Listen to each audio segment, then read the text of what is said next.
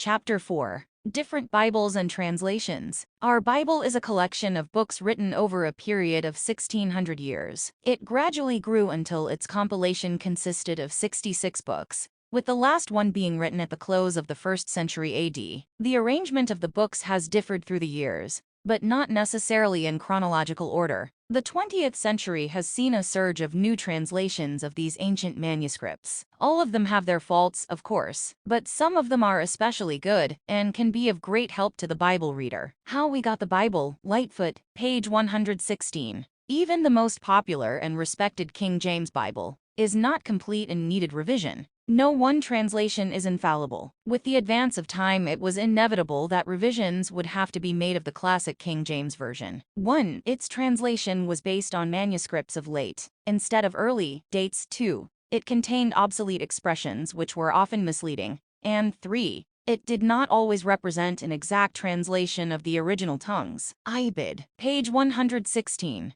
So now we come to another phase of the Bible, the history of its translation into the English language. Many of the early manuscripts came into England during the 4th century, but these were written in Latin, the language of the learned. But the common people were deserving and desirous of having it in their own language. An unlearned man by the name of Kedman arranged stories of the Bible into the Anglo-Saxon language during the 7th century. In 709, a fellow by the name of Aldhelm made a translation including Psalms. Then in the last years of his life, a man named Bede in 735 made a translation of the Book of John. At the close of the 9th century, King Alfred encouraged a translation of several sections of the Bible into English. But it wasn't until the 13th and 14th centuries that most of the Bible was translated into English. In the 1300s, it was an Oxford scholar and teacher, John Wycliffe, that accomplished the great work of getting the whole Bible translated, the first Protestant English version. He translated it from the Latin Vulgate and completed his work in 1382. Then a few years later, one of Wycliffe's close friends and associates, John Purvey, corrected and revised Wycliffe's edition. However, Wycliffe's Bible was so well done that it became the basis for later versions: Tyndale, Coverdale, Matthew, Great, Geneva, bishops in the authorized versions. One of the most famous Bibles was the Gutenberg Bible, named after the printer Johann Gutenberg. A copy of it rests in the Library of Congress in Washington, D.C., displayed in a specially built temperature and humidity-controlled encasement. This Latin Bible was the first book printed with movable type and was published in the year 1456. It is a majestic piece of workmanship with 1,282 large double-column pages. Following is the caption accompanying a display on the Gutenberg Bible. The first major work produced by printing, the Holy Bible printed by Gutenberg, is still considered by many connoisseurs today to be the world's most beautiful book from the aesthetic point of view. The Mainz inventor printed 190 copies of this 42-line Bible in the years from 1452 to 1455. Even though this method of printing was a very progressive step, it was not well received by some. Copyists protested that printing would destroy their means of livelihood. Aristocrats opposed it as a mechanical vulgarization and feared that it would lower the value of their manuscript libraries. Statesmen and clergy distrusted it as a possible vehicle of subversive ideas. The Story of Civilization,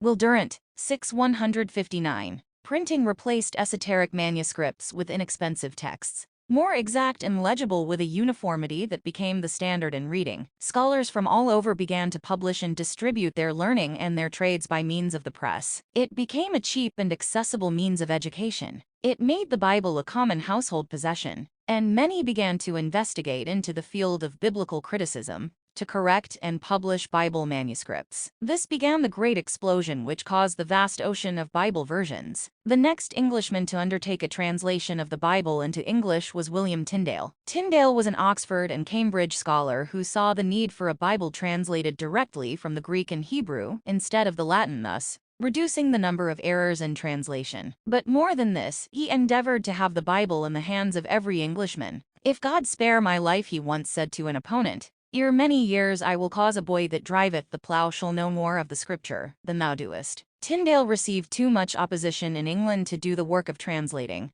so he went to Germany shortly after Luther had translated it into German. In 1525 his work was finished, but he, like Luther, received much opposition. The two were often identified with each other. He sought to have it published in Cologne, but had to flee to Worms, where his New Testament was completed. It was smuggled into England, where it was both hailed and condemned. The church spoke out against it and had it burned in a public ceremony. By 1530, Tyndale had translated and published the Pentateuch. Other portions of the Old Testament followed in the next few years. However, the Romanists were constantly condemning him, resulting in Tyndale's betrayal and imprisonment in 1534. In 1536, he was strangled as he was crying, "Lord, open the King of England's eyes." He was then burned at the stake. It was about this same time that one of Tyndale's friends, Miles Coverdale, published his English translation of the Bible. It did not meet with the opposition that Tyndale's did and was better received and distributed. Other Bible translations appeared soon after, such as the Matthew Bible, Taverner's Bible, and the Great Bible. By 1860 came the Geneva Bible,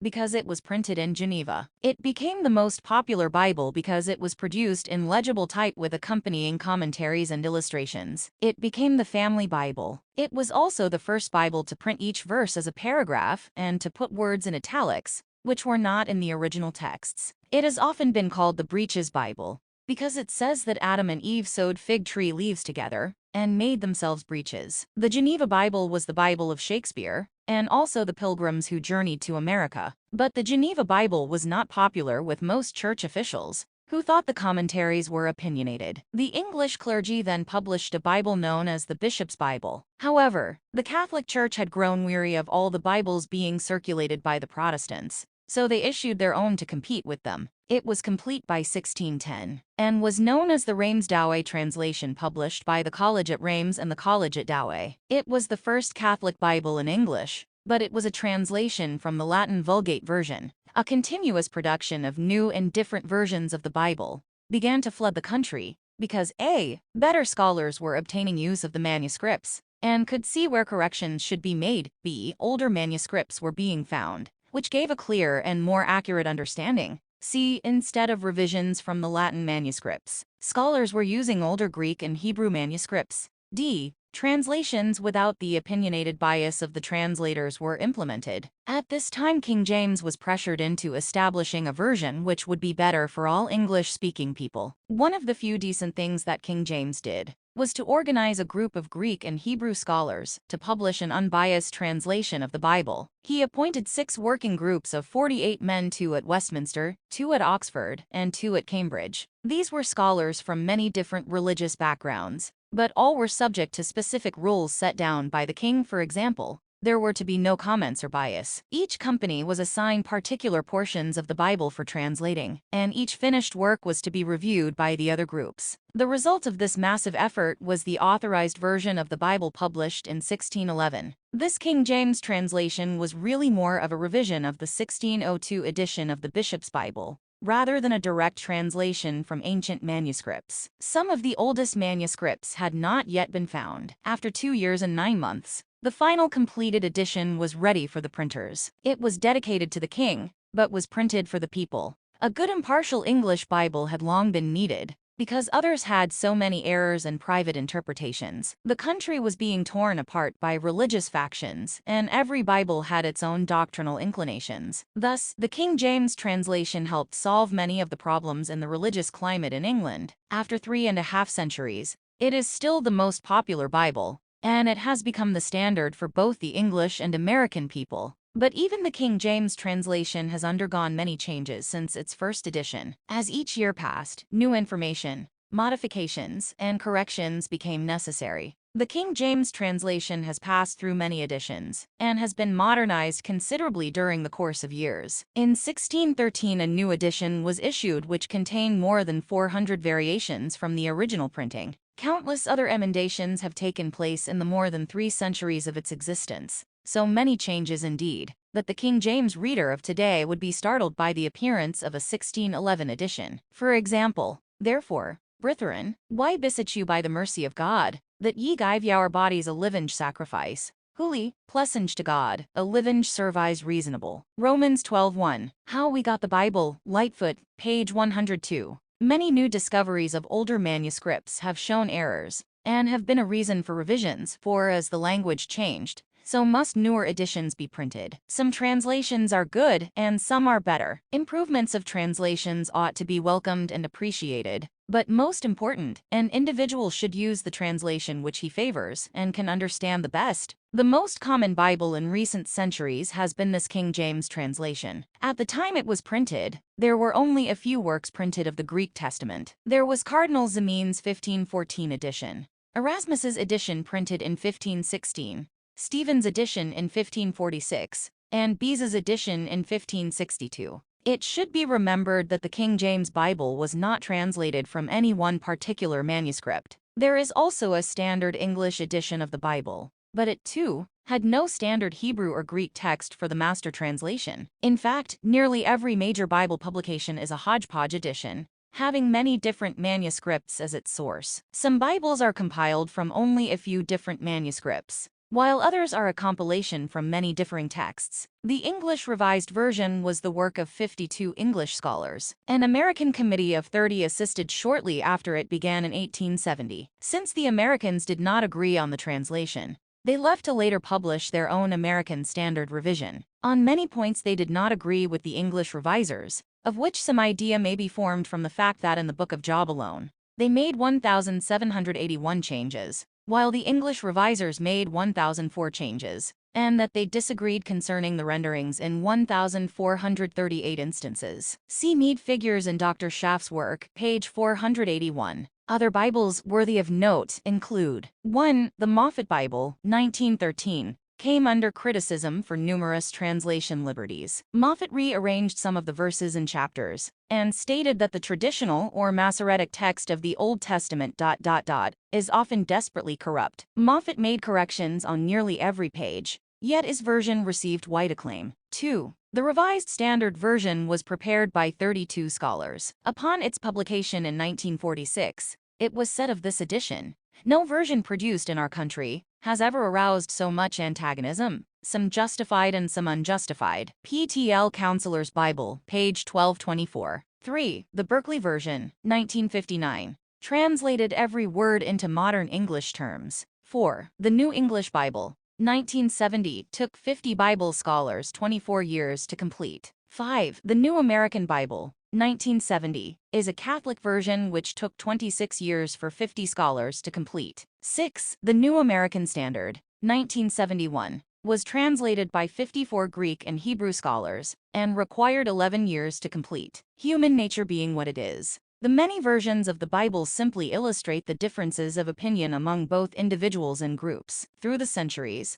the constant flow of Bibles has been perhaps more confusing than helpful. In addition to the versions already mentioned, are those listed below only a small portion of the hundreds of different Bibles that have circulated around the world yet. They are all supposed to be the same Bible. Murdoch's New Testament 20th Century NT, Noyes Version The Bible, American Trans, Westcott Hart Whitekirch, Cramer Weymouth's Version, Young's New Translation, Darby Goodspeed Bible, Good News The Complete Bible, Jerusalem Phillips Bible, The Living Bible American Standard Revised, Parallel Bible New World, Naves The Devotional Bible, The Book Interpreter's Bible, American Bible Union Amplified Bible, Centenary Holy Bible in Brief, Holy Scriptures Reader's Digest Bible. The records show that from the years 1777 to 1833, there were more than 500 separate editions of the Bible, or parts thereof, published in America alone. See Joseph Smith's translation of the Bible, Robert Matthews, page 8.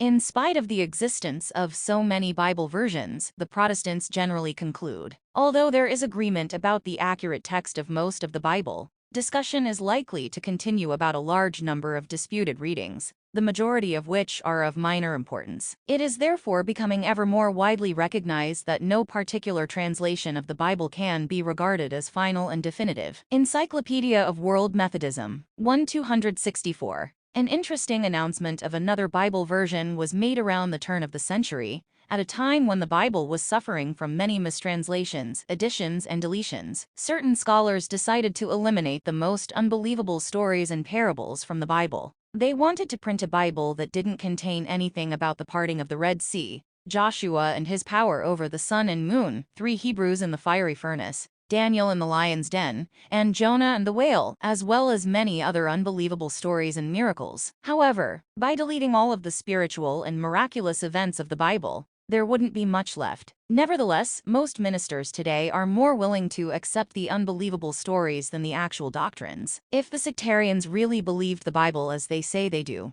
Joseph Smith would have had no difficulty teaching the fullness of the gospel of Christ to this dispensation. Because there are so many different Bibles, it tends to create different religions. Consider the Protestants, using only the King James translation, and how they continually disagree with each other. How is it that so many different religions could result from just one translation of the Bible? Simply said, they all interpret it differently. When the question was asked Joseph Smith, "Wherein do you differ from other sects?" he replied, "In that we believe the Bible, and all other sects profess to believe their interpretations of the Bible and their creeds." DHC 328.